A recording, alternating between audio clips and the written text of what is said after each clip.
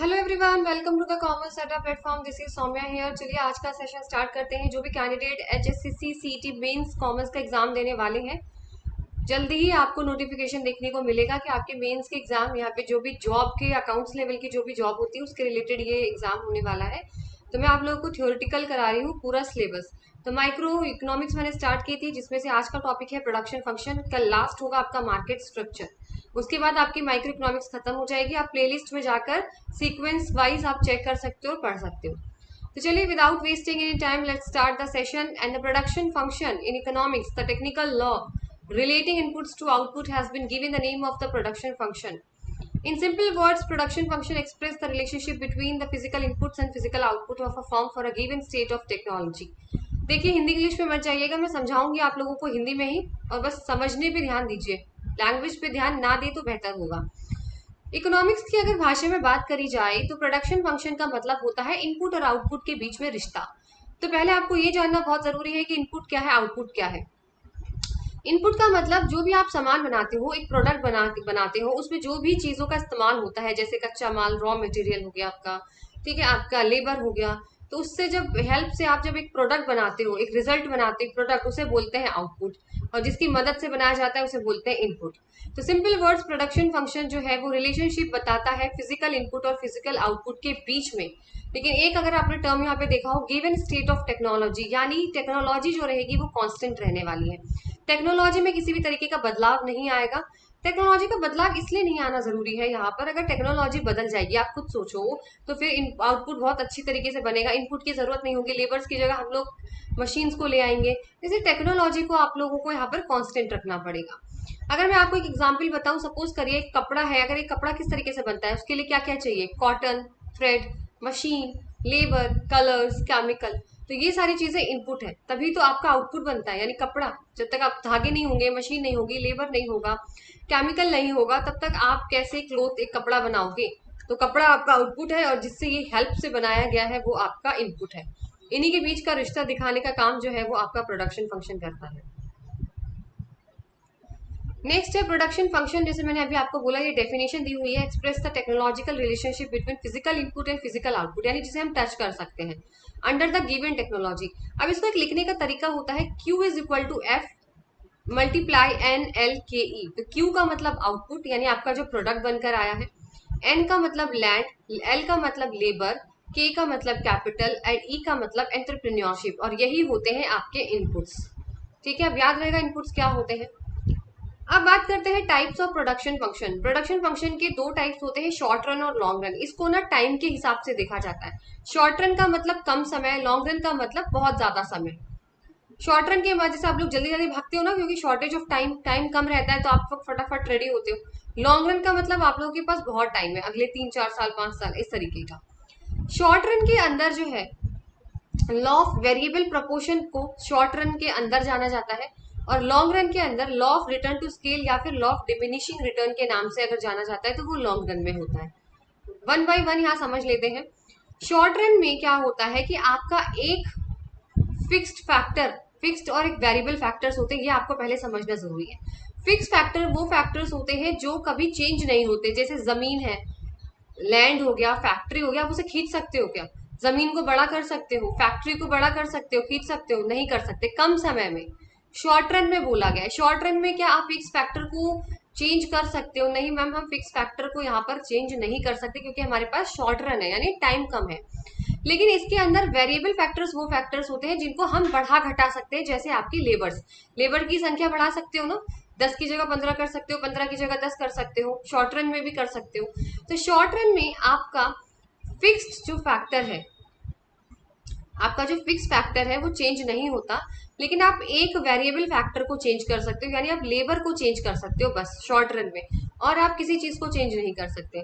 अगर मैं long run की बात करूं, तो लॉन्ग रन में सारे इनपुट्स जो है, सारे फैक्टर्स वो वेरिएबल होते हैं। चाहे जमीन है, चाहे बिल्डिंग है, चाहे लेबर है, आप सबको कम ज्यादा कर सकते हो। आप 2 की जगह 3 मशीन खरीद सकते हो, एक बिल्डिंग की जगह 2 बिल्डिंग बना सकते हो। क्यों? क्योंकि लॉन्ग रन है भाई, बहुत टाइम है, खरीद सकते हो। लेकिन शॉर्ट रन में नहीं कर सकते। शॉर्ट रन में सिर्फ एक फैक्टर होगा, वो भी लेबर। लेबर वेरिएबल फैक्टर के अंदर आता है बेटा। फिक्स फैक्टर के अंदर आपकी लैंड, कैपिटल आती है। वेरिएबल में आपके वेजेस, लेबर्स, ये आते हैं। तो शॉर्ट रन में याद रखना सिर्फ एक वेरिएबल को चेंज कर सकते हैं, लेकिन लॉन्ग रन में सभी फैक्टर्स को चेंज कर सकते हैं, चाहे फिक्स्ड हो चाहे वेरिएबल हो। ठीक है, चलिए नेक्स्ट है types of production function. In this context, we have to define three key terms. Total product, it refers to total output of the firm per period of a time. Total product का मतलब ये होता है जितनी भी units आपने बनाई। अगर आप में से आपकी टेडीबेयर की फैक्ट्री है तो मैं आपसे पूछूंगी कि आपने कितने टेडीबेयर बना दिए हैं, तो आप बोलोगे मैम 1 लाख 2 लाख टेडीबेयर बन चुके हैं, तो वो आपका टोटल आउटपुट है। एक फिक्स पीरियड ऑफ टाइम में आपने 1000 टेडीबेयर बनाए हैं, that is called total product. अब बात करते हैं average product. Average product is total output per unit of the variable input, यानी average product is total product divided by the number of units of the variable factor. Average product वो product होता है जहां पे आपको ये पता लगेगा कि एक वेरिएबल यानी एक लेबर जो है वो कितना कंट्रीब्यूशन दे रहा है एक प्रोडक्ट बनाने में, यानी एक टेडी बियर में एक लेबर कितना काम कर रहा है, यानी आपको एवरेज निकालना है कि हर एक लेबर के हिस्से में कितना काम है, that is called average product.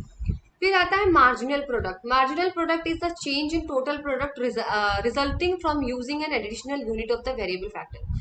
Marginal product का मतलब ये है कि अगर आप एक लेबर और बढ़ा देते हो, सपोज करिए मेरी फैक्ट्री में 200 लेबर्स काम कर रहे हैं, 200 की जगह मैंने एक लेबर एक्स्ट्रा रख लिया 201, तो अगर मैंने एक लेबर एक्स्ट्रा रख दिया है तो उस एक लेबर के आने से हमारे टोटल प्रोडक्ट में क्या चेंज आया है उसके एक लौते की वजह से, that is called marginal product.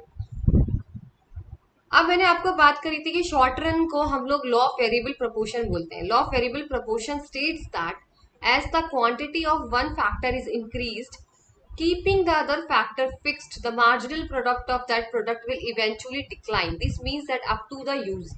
देखो यहाँ पर मैं आपको एक बहुत छोटा सा एग्जाम्पल समझाने वाली हूँ, अगर आपने ये समझ लिया तो लॉ ऑफ वेरिएबल प्रोपोर्शन आपको समझ में आ जाएगा।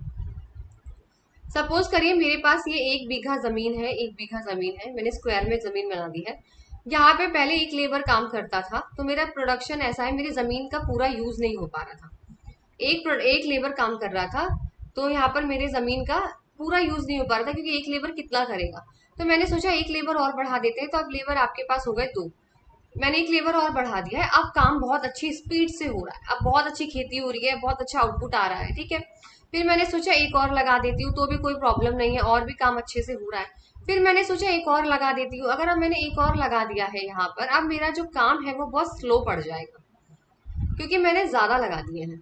तो ज्यादा लगाने की वजह से क्या हो रहा है, यहाँ पर आउटपुट तो बढ़ रहा है, खेती तो खूब अच्छी हो रही है, पर बहुत धीरे धीरे काम हो रहा है, क्योंकि ज्यादा लोग आ चुके हैं, तो बहुत धीरे धीरे काम अब स्लो हो गया है। मैंने सोचा 2 और लगा देते हैं, तो मैंने 2 और लगा दिए, यानी 6 लेबर हो गए।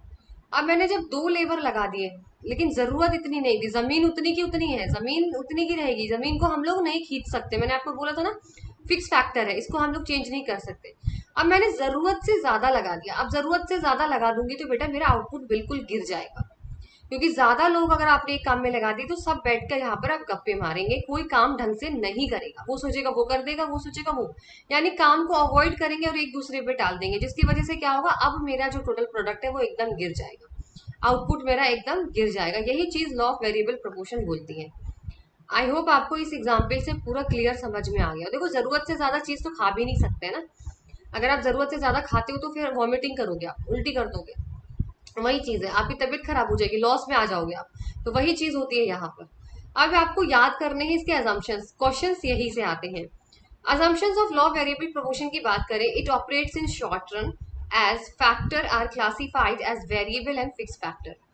मैंने अभी आपको बताया कि लॉ ऑफ वेरिएबल प्रोपोर्शन जो है वो छोटे टाइम के लिए यूज किया जाता है, और इसके अंदर आपको 2 फैक्टर्स दिखते हैं, एक है फिक्स फैक्टर जिसे हम चेंज नहीं कर सकते, एक है वेरिएबल फैक्टर जिसे हम घटा बढ़ा सकते हैं। The law applies to all the fix factors including land. देखो यहाँ पर सारे फिक्स फैक्टर्स पे अप्लाई होता है, चाहे लैंड हो, चाहे कैपिटल हो, चाहे फैक्ट्री हो, चाहे बिल्डिंग हो। Under the law of variable proportions, different unit of variable factor can be combined with the fixed factor. Law of variable proportion के अंदर हमें कॉम्बिनेशन बनाना होता है, वेरिएबल फैक्टर को फिक्स फैक्टर के साथ ही काम करना पड़ेगा।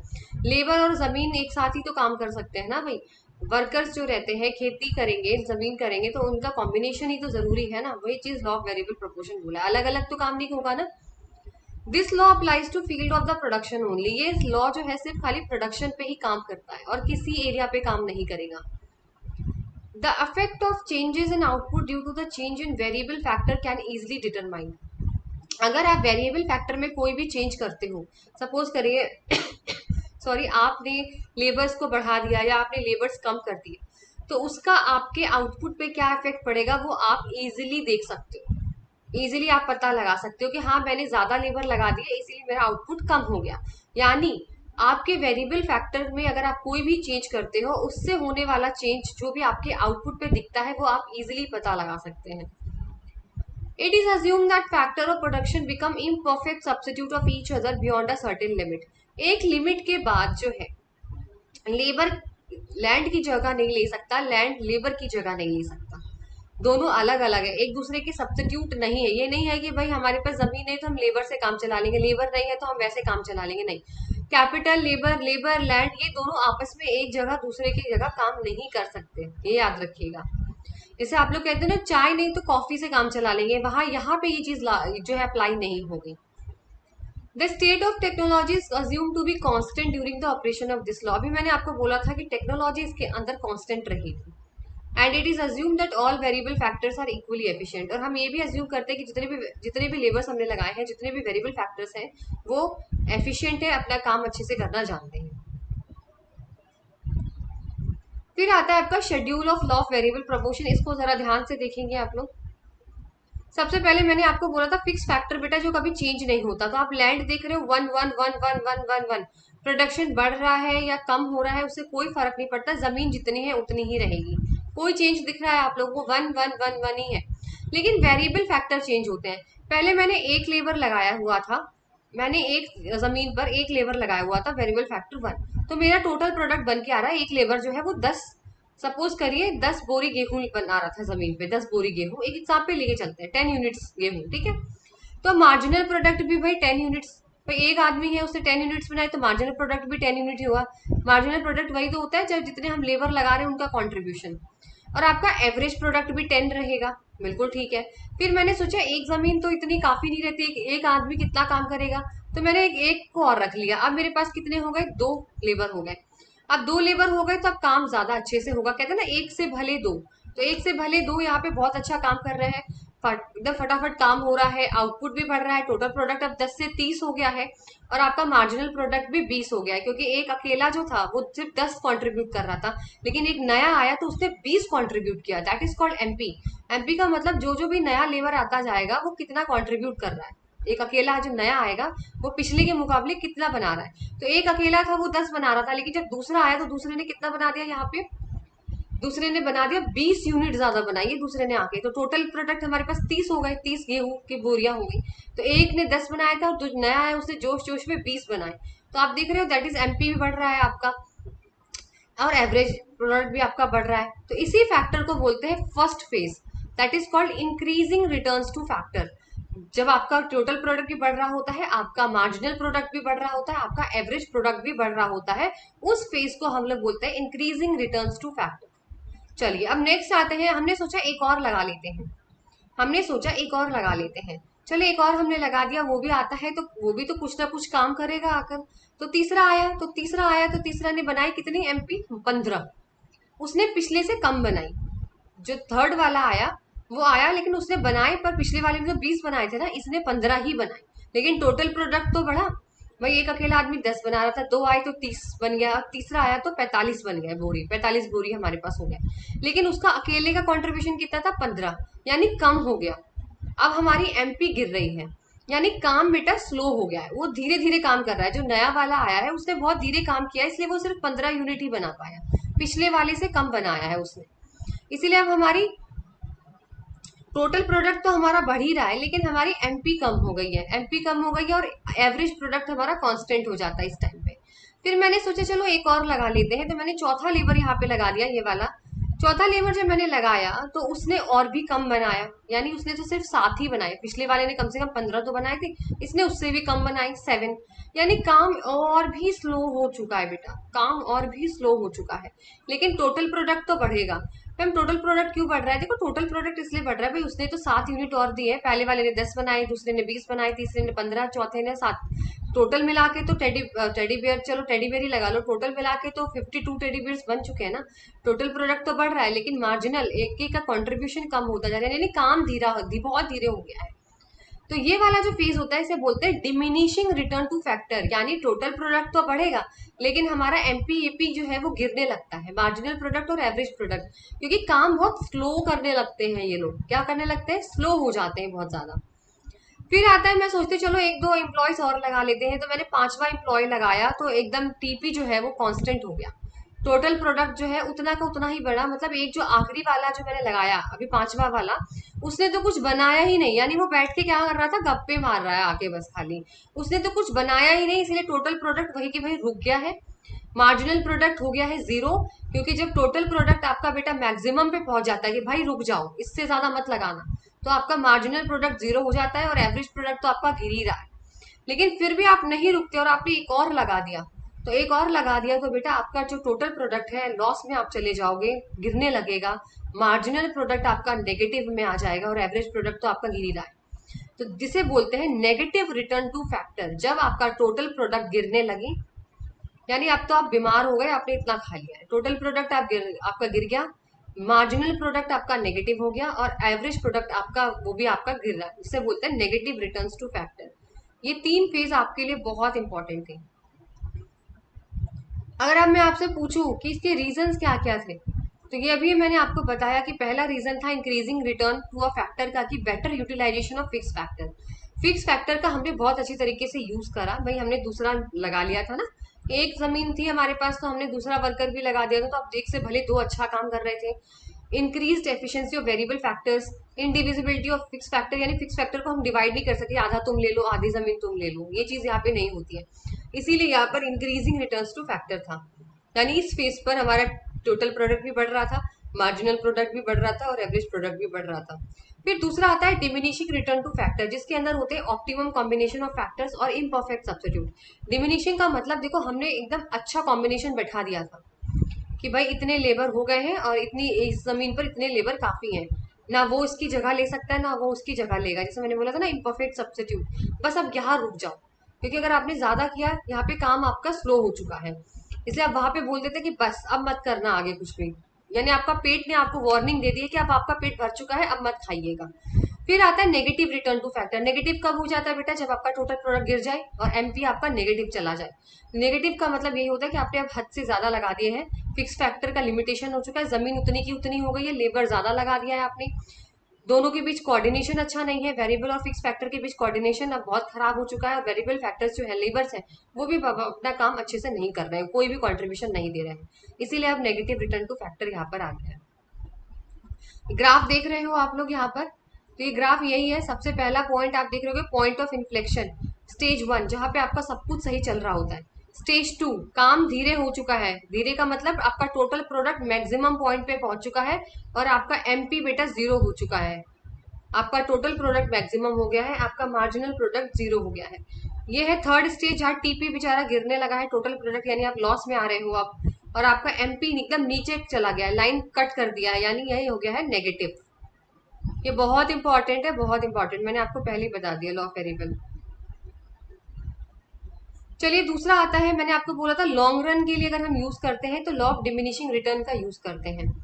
The law of diminishing marginal returns is a law of economics that states an increasing the number of new employees will cause the marginal product of another employee to be smaller than the marginal product of the previous employee at some point।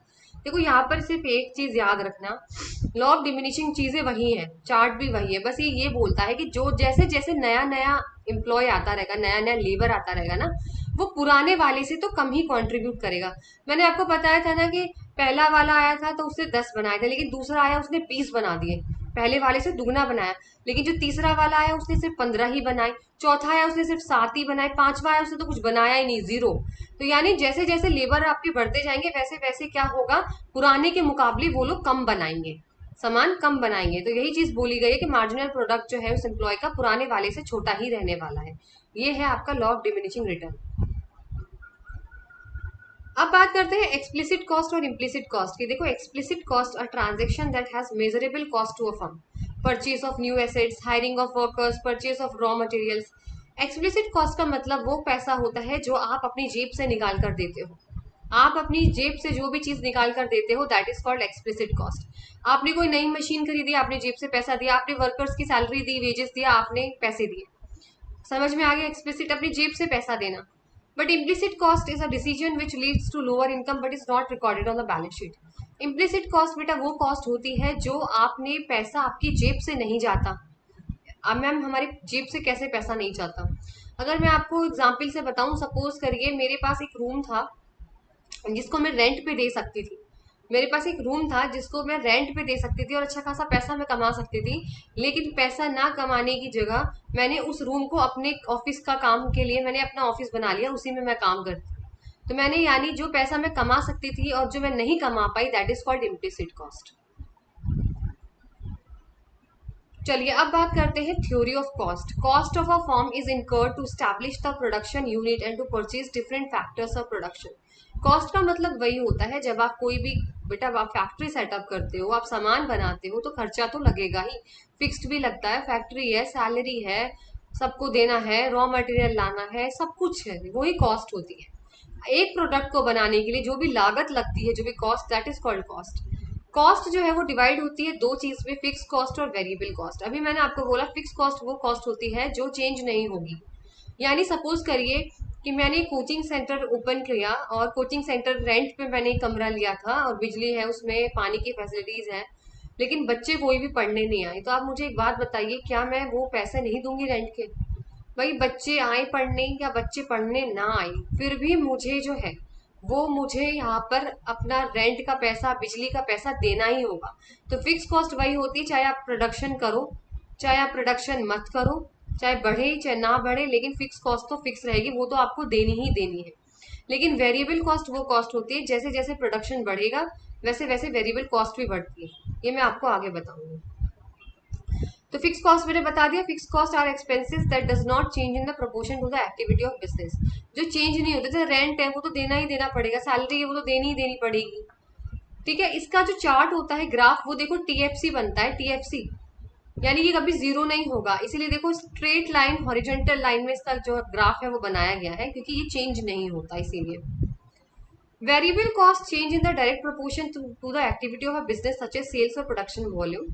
In retail, the cost of good is almost entirely variable. In manufacturing, direct material cost, wages, fuel cost are example of variable cost. Variable cost का business के साथ direct relationship होता है। Direct का कैसे ma'am? जितना production बढ़ाओगे उतना ही variable cost बढ़ेगा, जितना प्रोडक्शन कम करोगे वेरिएबल कॉस्ट कम हो जाएगी। साथ साथ बढ़ते हैं, साथ साथ घटते हैं। मैम साथ साथ बढ़ते कैसे? अच्छा एक बात बताइए, अगर 100 की जगह 1000 टेडी बेयर बनाएंगे, आप 100 की जगह 1000 टेडी बेयर बनाएंगे तो लेबर ज्यादा लगेगा, रॉ मटेरियल ज्यादा लगेगा, तो वेरिएबल वेरिएबल कॉस्ट होती क्या है? वेजेस, फ्यूल का कॉस्ट, मटेरियल का कॉस्ट, यही तो होती है वेरिएबल कॉस्ट। जो आपका कच्चा सामान खरीदते हो, आप जो वेजेस देते हो, जो आपके फ्यूल का कॉस्ट होता है, ये सारी कॉस्ट जो होती है वो वेरिएबल कॉस्ट होती है। सामान बढ़ाओगे बनाना तो खर्चा भी तो बढ़ेगा, तो उससे वेरिएबल कॉस्ट नहीं बढ़ेगा, लेबर नहीं लगाओगे एक्स्ट्रा। माल अभी 100 के लिए खरीदते थे, 1000 के लिए ज्यादा नहीं खरीदोगे। तो इसलिए जैसे जैसे प्रोडक्शन बढ़ाओगे वैसे वैसे वेरिएबल कॉस्ट बढ़ती है। इसीलिए इसका चार्ट जो है वो इन्वर्सली एस शेप्ड बनता है। आप ग्राफ देखो, इसका थोड़ा सा सांप की तरह बना हुआ ना, ऐसे करके इन्वर्सली एस शेप्ड बोलते हैं इसको। आप यहाँ पे देख रहे हो आउटपुट पहले जीरो था, देखो जीरो आउटपुट है तो टोटल वेरिएबल कॉस्ट भी जीरो है। जब कुछ बना ही नहीं रहे तो किसी को सैलरी नहीं देनी, कोई कच्चा माल नहीं खरीदना, लेकिन टोटल फिक्स कॉस्ट आप देख रहे हो यहाँ पे सेम है, 12 12 12 12 12। चाहे आप प्रोडक्शन करो मत करो, चाहे आप बनाओ मत बनाओ, लेकिन जो फिक्स्ड बिजली का बिल है वो तो देना ही देना है। किराए के जो फैक्ट्री किराए पे ले रखी है उसका तो किराया देना ही देना है, चाहे प्रोडक्शन करो मत करो, चाहे खाली छोड़ दो, हमें क्या है। ठीक है, तो जैसे जैसे आउटपुट बढ़ रहा है, देखो 0 1 2 3, पहले एक टेडी बेयर बनाया, फिर 2 बनाया, फिर 3 बनाए, फिर 4 बनाए, फिर 6 टेडी बेयर बनाए, 7 बनाए। जैसे जैसे हम बना रहे हैं वैसे वैसे वेरिएबल कॉस्ट बढ़ रही है, 10 16 21 28 40 60 91, that is your total variable cost. अब बात करते हैं total cost. Total cost of a business form is a sum of its total variable and total fix cost. देखो टोटल कॉस्ट का तो मतलब यही चीज है, फिक्स कॉस्ट और वेरिएबल कॉस्ट को जोड़ दोगे तो टोटल कॉस्ट आ जाएगा। टोटल कॉस्ट में आपकी फिक्स कॉस्ट भी आती है, आपकी वेरिएबल कॉस्ट भी आती है। इस तरीके का ही ये भी बनता है, इन्वर्सली एस शेप्ड बनता है। लेकिन आपने एक चीज नोटिस करी है यहाँ पर, टीवीसी का ग्राफ देखा आप लोगों ने? यही तो आप लोग मिस कर देते हो छोटी छोटी चीजें। टीवीसी जीरो से स्टार्ट हुआ है, यानी अगर जीरो प्रोडक्शन है तो टोटल वेरिएबल कॉस्ट जीरो से शुरू हुआ है, देखो जीरो से लाइन बनी हुई है। लेकिन क्या टोटल कॉस्ट में ऐसा है? टोटल कॉस्ट में जीरो से नहीं बनी हुई है बेटा, जीरो के ऊपर बनी हुई है, क्योंकि टोटल कॉस्ट कभी जीरो नहीं होती, याद रखना, क्योंकि उसमें फिक्स कॉस्ट मिली हुई है ना। और फिक्स कॉस्ट कभी जीरो नहीं होती, फिक्स कॉस्ट तो सेम रहती है। इसीलिए ये जो टोटल कॉस्ट का जो चार्ट बना हुआ है जीरो से ऊपर बना हुआ है, ये चीज याद रखना। यही तो आप लोग मिस कर देते हो, छोटी छोटी चीजें। अब अगर मैं तीनों का रिलेशन देखूं, आप देखो ऊपर टोटल कॉस्ट बनी हुई है, बीच में टोटल वेरिएबल है, फिर टोटल फिक्स कॉस्ट है। टीवीसी और टीसी जो आपका वेरिएबल कॉस्ट है और आपकी टोटल कॉस्ट है, दोनों एक साथ बढ़ रही हैं। पहले तो डिक्रीजिंग रेट पे बढ़ती है बेटा, डिक्रीजिंग का मतलब धीरे धीरे बढ़ेगी, धीरे धीरे प्रोडक्शन होगा, फिर एकदम से तेजी से बढ़ता है, कॉस्ट एकदम से तेजी से बढ़ती है, लेकिन फिक्स कॉस्ट आपकी सेम रहती है, ये याद रखिएगा। अब बात करते हैं एवरेज फिक्स कॉस्ट की। एवरेज फिक्स कॉस्ट का फॉर्मूला याद रखिएगा, total fix cost divided by quantity. याद रखिएगा, फॉर्मूले से क्वेश्चन मैच द कॉलम में आते हैं। इसमें क्या बोला गया है, unit fix cost declining along with the volume following a rectangular hyperbola. ये एक पहला ऐसा कर्व है बेटा जिसको रेक्टेंगुलर हाइपरबोला बोला जाता है। एवरेज फिक्स कॉस्ट को क्यों बोला जाता है? As a result total unit cost of a product will decline as volume increases. जैसे जैसे प्रोडक्शन बढ़ाओगे, एवरेज फिक्स कॉस्ट जो है आपकी वो कम होती चली जाएगी। मैम ये तो बहुत अच्छी चीज है, कम होती चली जाएगी, बिल्कुल। और रेक्टेंगुलर हाइपरबोला का जो चार्ट देख रहे हो वो इस तरीके का बनाया जाता है कि कभी भी लाइंस को नीचे जो एक्स एक्सिस है ना इसको टच नहीं करता, कभी भी टच क्यों नहीं करता? क्योंकि ये कभी जीरो नहीं होता, इसीलिए ये कभी भी टच नहीं करेगा। इसको देखो ऊपर ऊपर है दोनों तरफ से, टच नहीं करेगा क्योंकि एएफसी जो है वो कभी भी जीरो नहीं होता। ये रेक्टेंगुलर हाइपरबोला का मतलब ये होता है कि आप कोई सा भी पॉइंट यहाँ पे ले लोगे, प्रोडक्ट कांस्टेंट रहेगा। चाहे आप ये वाला पॉइंट चूज करो बेटा, चाहे आप ये वाला, इनका एरिया जो रहेगा वो सब इनका सबका सेम रहता है, यानी आपका जो प्रोडक्ट है वो कांस्टेंट ही रहेगा। आप टोटल प्रोडक्ट को क्वांटिटी के साथ या आउटपुट के साथ मल्टीप्लाई करो तो आपका एवरेज फिक्स कॉस्ट ही निकल कर आता है, ये चीज आप याद रखना। फिर आता है average variable cost. Average variable cost मतलब total variable cost divided by the total units of output. ये यू शेप का बनता है। यू शेप का इसलिए बनता है ये वेरिएबल कॉस्ट कि पहले तो ये गिरता है बेटा, धीरे धीरे गिरेगा, एवरेज वेरिएबल कॉस्ट बहुत कम हो जाती है, उसके बाद एक पॉइंट आता है, उसके बाद ये एकदम से ऊपर जाता है, यानी ये इंक्रीज होने लगता है। ये इसकी खासियत है एवरेज वेरिएबल कॉस्ट की। ये मैं आपको आगे बताऊंगी इनके रिलेशन सारे, ठीक है, सारे चार्ट्स के थ्रू। फिर आता है एवरेज कॉस्ट। एवरेज कॉस्ट का मतलब total cost divided by quantity, या फिर एएफसी प्लस एबीसी भी कर देते हैं तो एसी निकल आता है। ये भी यू शेप का बनता है। क्वेश्चन में पूछा जाता है कौन कौन से ग्राफ है जो यू शेप के बनते हैं। Average variable, average cost, AFC कैसा बनता है? Rectangular hyperbola. ठीक है, ये भी सेम वैसे ही काम करता है जैसे एबीसी करता है। फिर आता है मार्जिनल कॉस्ट। मार्जिनल कॉस्ट का मतलब एक एक्स्ट्रा टेडी बेयर बनाने का एक्स्ट्रा खर्चा कितना आया है, सिर्फ एक एक्स्ट्रा का बताना है आपको। पहले मैं 200 टेडी बेयर बना रही थी, अब मैं 201 जो बनाया है तो उस एक का कितना खर्चा आया उसे बनाने में, that is called marginal cost. Marginal cost का कर्व कुछ हॉकी स्टिक टाइप का बनता है, पहले ये गिरता है, थोड़ा सा गिरता है, बस हल्का सा, ना के बराबर, फिर ये एकदम से ऊपर जाता है। याद रखना, इनके चार्ट्स अपने दिमाग में बैठा लीजिए। अगर अब इन तीनों का रिश्ता देखा जाए, average total cost, marginal cost, average variable cost, average fix cost, इनके ग्राफ याद रखिएगा। यही सबसे इंपॉर्टेंट चीज है याद करने के लिए, और कुछ भी नहीं है इसमें। देखो एवरेज टोटल कॉस्ट जो है आपकी, ये देखो यू शेप की तरह बनी हुई है, पहले गिर रही है फिर बढ़ेगी। एवरेज वेरिएबल भी पूरा यू शेप है। एवरेज फिक्स कॉस्ट जो देख रहे हो वो एकदम रेक्टेंगुलर हाइपरबोला है। और देखो मार्जिनल कॉस्ट है ना, ये वाली कॉस्ट, ये आपकी एवरेज वेरिएबल कॉस्ट और एवरेज टोटल कॉस्ट दोनों को मिनिमम पॉइंट पे काट रही है। यहाँ देखो ये क्वेश्चन है, ये मिनिमम पॉइंट जहां पर भी आएगा इनका एमसी मार्जिनल कॉस्ट वहां इनको काट देगी। ये चीज याद रखना इनका रिलेशनशिप। अब ये स्क्रीनशॉट ले लो। एएफसी एवरेज फिक्स कॉस्ट हमेशा गिरेगी। आपने देखा है रेक्टेंगुलर हाइपरबोला हमने बनाया था, गिर रही है, जैसे जैसे वॉल्यूम बढ़ेगा, प्रोडक्शन बढ़ेगा, एएफसी हमेशा गिरती है। ATC and ABC decline at first. जो टोटल कॉस्ट है आपकी और जो वेरिएबल कॉस्ट है एवरेज, पहले तो गिर रही है, दोनों साथ में यू शेप बनता है, और फिर गिरने के बाद एक पॉइंट आता है, फिर मिनिमम पॉइंट पहुंचती है, फिर वहां से क्या होता है एकदम से बढ़ जाती है, then increases at higher level of output. ठीक है, फिर मैंने आपको एक फॉर्मूला भी बताया था कि टोटल कॉस्ट में से अगर वेरिएबल कॉस्ट माइनस करते हैं तो आपका एएफसी निकल के आता है, average fix cost. Marginal cost हमेशा इंक्रीज होती है क्योंकि वो शुरू में हल्की सी नाम मात्र के बराबर गिरती है, लेकिन वो हमेशा इंक्रीज ही रहती है।